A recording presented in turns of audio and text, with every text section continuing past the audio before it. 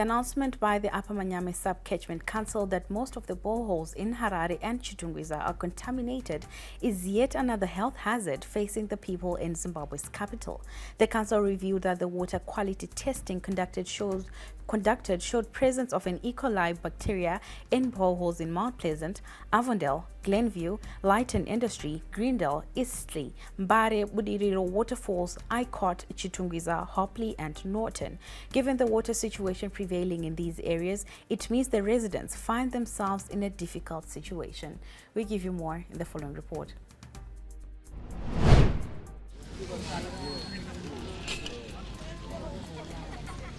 Between a rock and a hard surface, that perhaps describes the situation of residents in Harare and Chitungwiza. Absence of running clean water had forced them to rely on boreholes. Atisati tane system yesuwa yakanyatsonaka.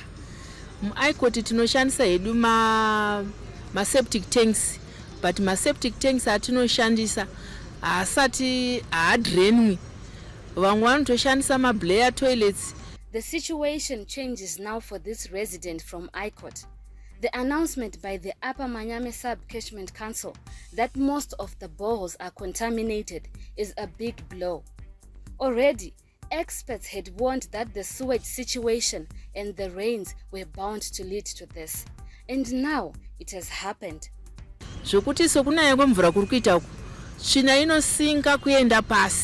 Yono contaminate mvura yatinenge tichizonwa futi.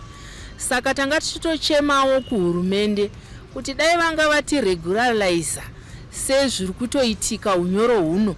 Could this be the major factor in the contamination of these boreholes? And what will be the next step now that some boreholes are no longer a safe option for these residents? Will the residents go back to city council water?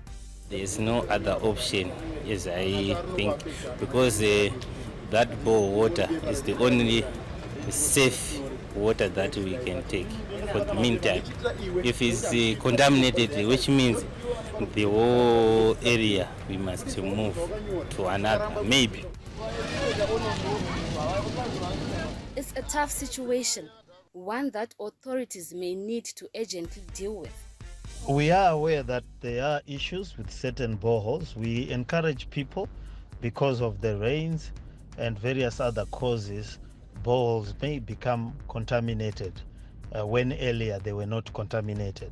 It is very important for people to have regular checks, to come to our chemists or other laboratories that are certified in town to check the quality of the water.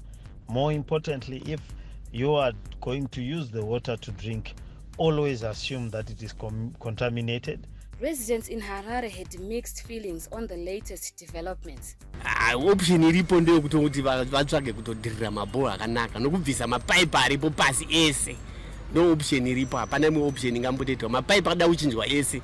Reality is that most of these residents will continue relying on these boreholes, and some will opt for city council water. But as things stand, the difference is the same. For ZTN Prime, I'm Fatima Karuweni in Harare.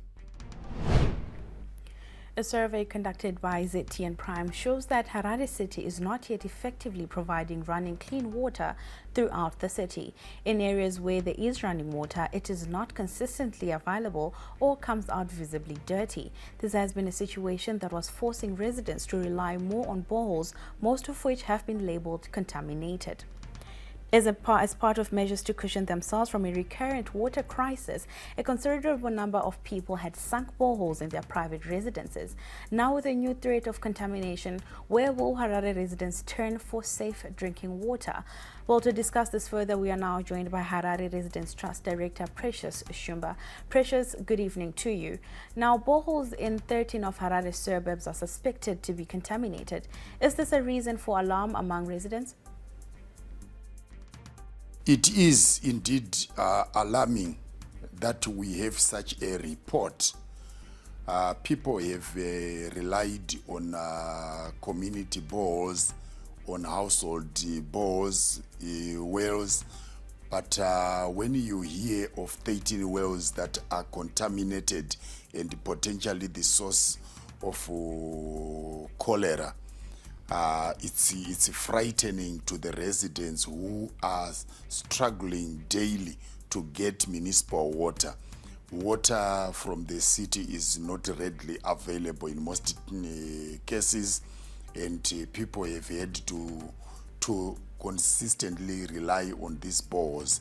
So the fact that they are contaminated raises the question about the competence of the council to regularly test the water and monitor its quality, particularly the groundwater levels of pollution, because for it to now manifest in the borehole water, it must start with the quality of groundwater.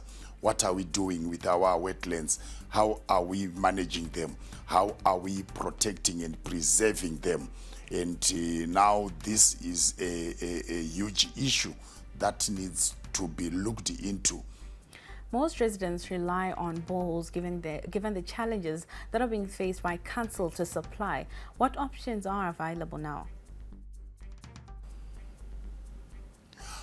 With a lot of residents, borehole water is more trusted than council water.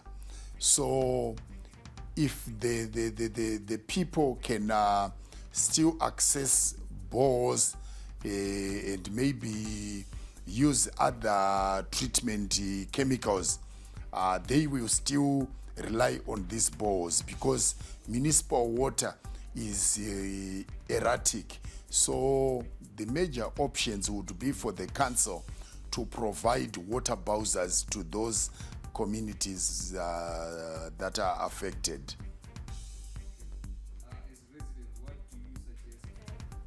Now, as residents, what do you suggest as a short-term solution to the water challenges that are being faced in Harare?